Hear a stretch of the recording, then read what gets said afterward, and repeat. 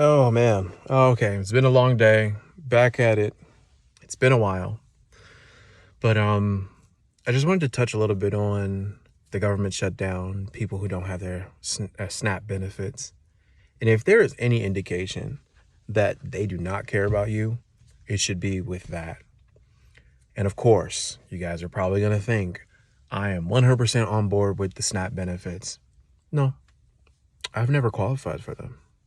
Even at my lowest point, I couldn't qualify for them because in my state, Indiana, they have very, very, very strict requirements for what paperwork I need to bring in. And as a single dad who has partial custody with my child, it's not the easiest thing in the world for me to go and get signed affidavit from the babysitter that says I spend this much, signed affidavit from my ex-wife that says that I have my kid on these days, signed paperwork from the court with a court order says which days I have her on, which we don't abide by the court order. I'm court ordered to have her 2 days a week. I have her 4. Yet, so I don't qualify. So I'm not necessarily on board with anyone and everyone just receiving these benefits just because we feel like handing them out. But at the same time, there was no notice, really. I mean, if you pay attention, you probably had 2-3 weeks notice saying, hey, there's a good chance you probably aren't going to get these benefits come November. But I really thought that the government might try to pull a fast one and they might allocate money or whatever to make sure that people didn't go without. But they didn't. They didn't come through. And that really sucks for those people who really need the money.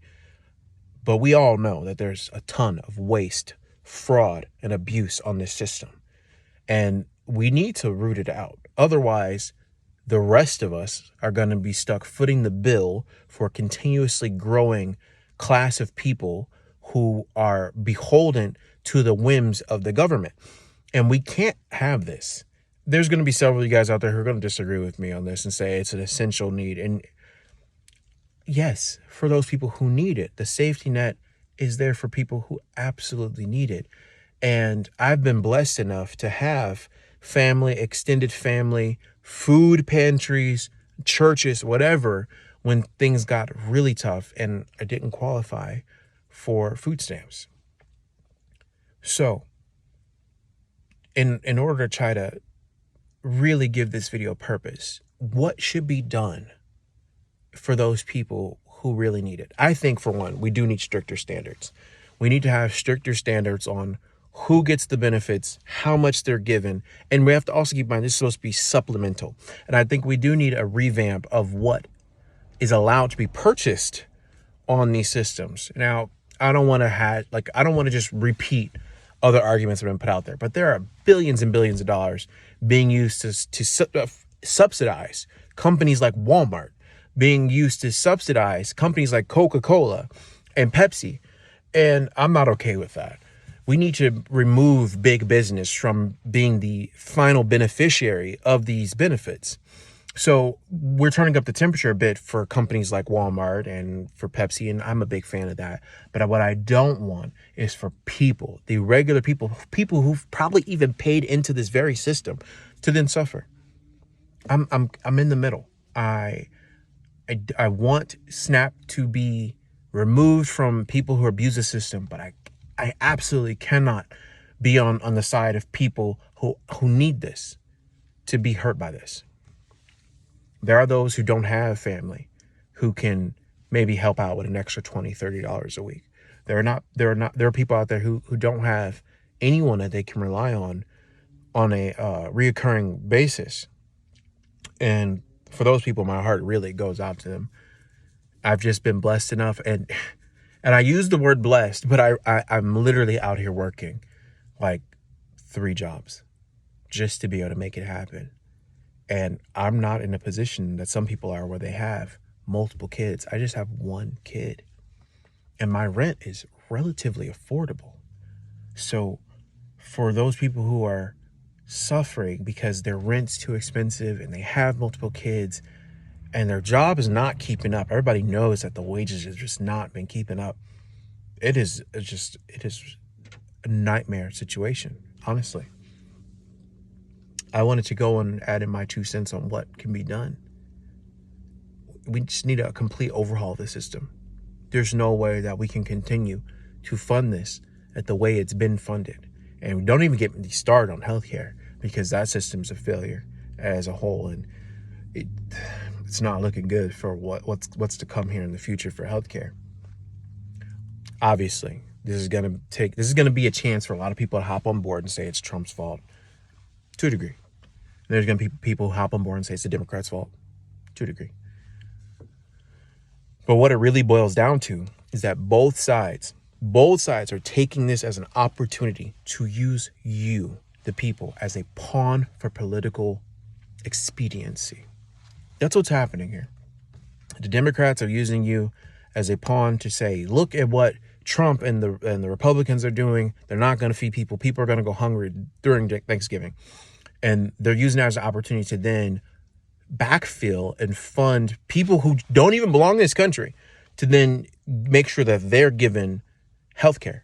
Now, I've only ever had healthcare when I was young enough to receive it and still be on my parents' plan.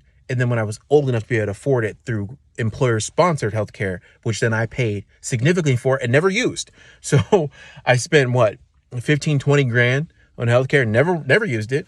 And now I'm without, because the jobs that I have right now don't have healthcare. So now you want me to argue on behalf of people who shouldn't even be here to get it for free, while I have to pay for it and I have to work 3 jobs just to be able to make ends meet.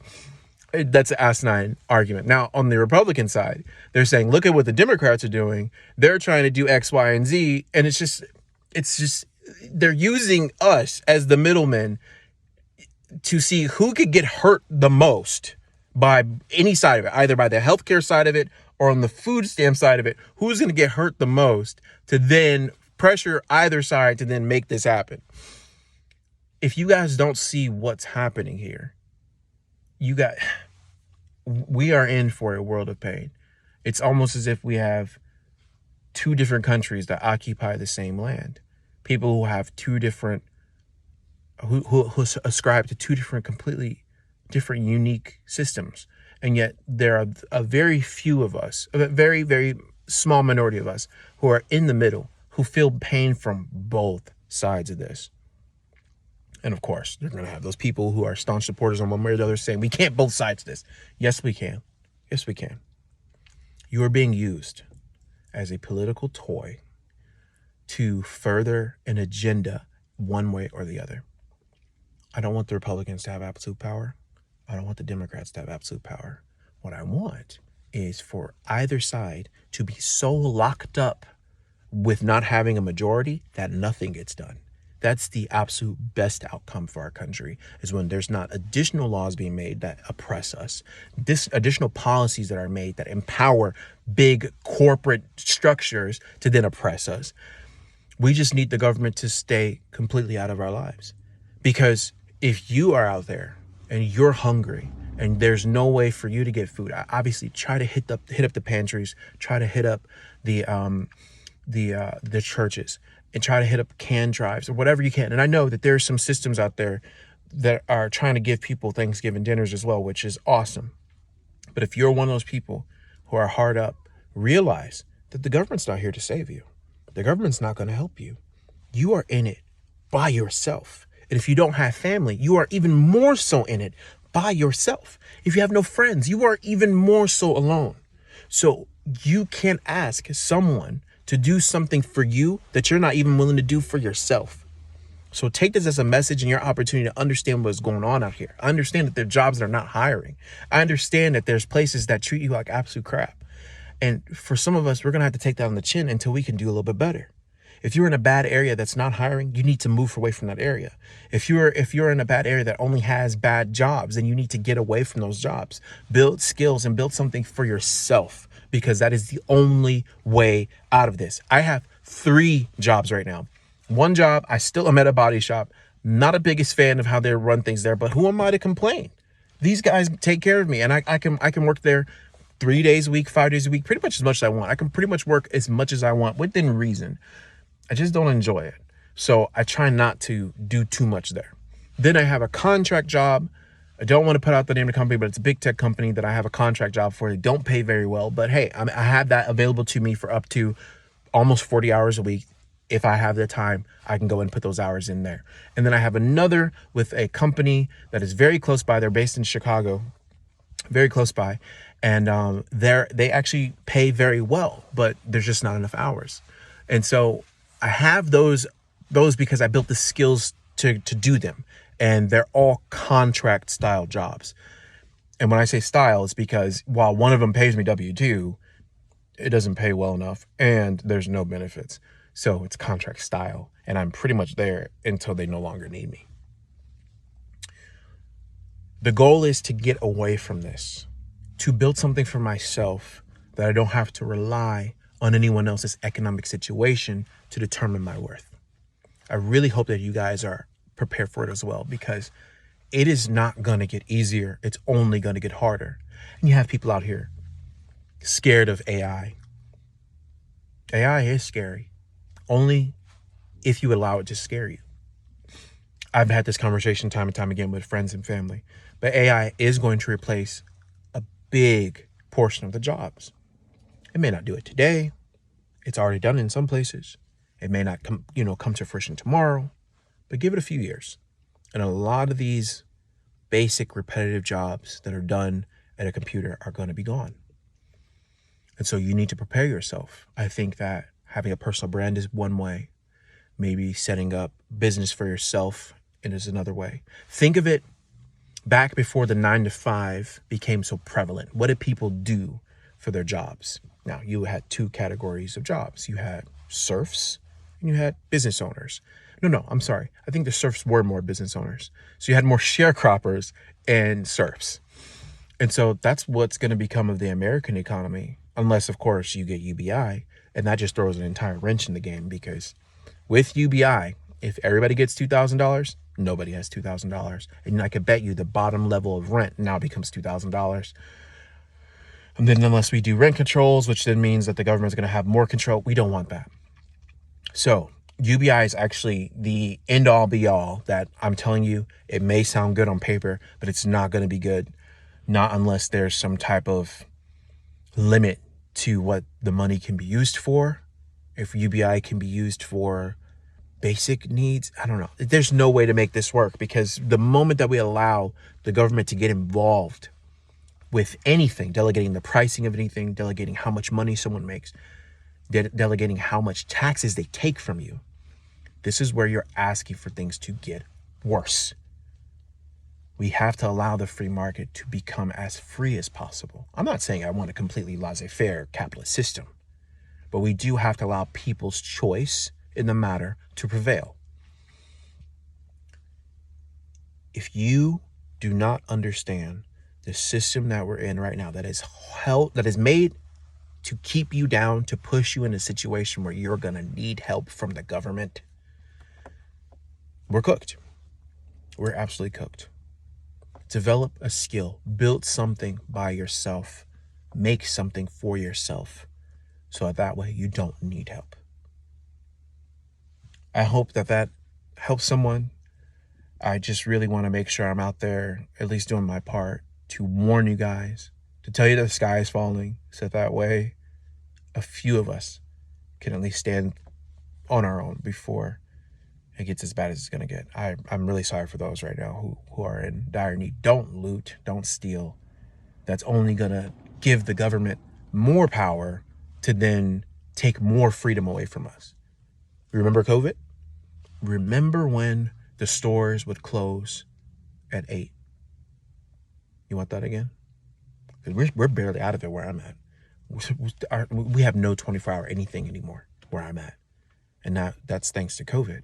And now imagine what it's going to be like now when they have the fear that people who are either coming off of work or who don't have a job are en masse looting their stores.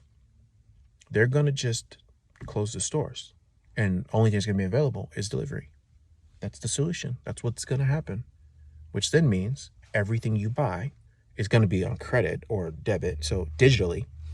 And then it's going to be tracked and tagged and bagged, and they'll know exactly what you buy, who you are, where you live, everything. And I'm not against using delivery apps. I use Instacart myself all the time. But that's voluntary. I volunteer that information. I volunteer that the service, I use it by choice. Eventually, what's going to happen is I'll have to use it not by choice. I'll be forced to use it. And every single purchase I make will be tracked. And every single purchase you make will be tracked. Maybe some people want that. Maybe some people think it's a good thing. I think it's a terrible thing. Just be ready. It's getting gnarly out here. But as long as I have breath in my lungs, and as long as I have the ability to go and earn it, I'm going to make sure that myself and my daughter, we're not going to go hungry. I'll make sure of it. Hope you guys enjoyed the video. I'll talk to you guys real soon. Thank you for sticking around. If you guys have been around waiting for me, I'm sorry. I've been gone for so long. It's been hard. Maybe I'll touch on that at a later time. Talk to you later.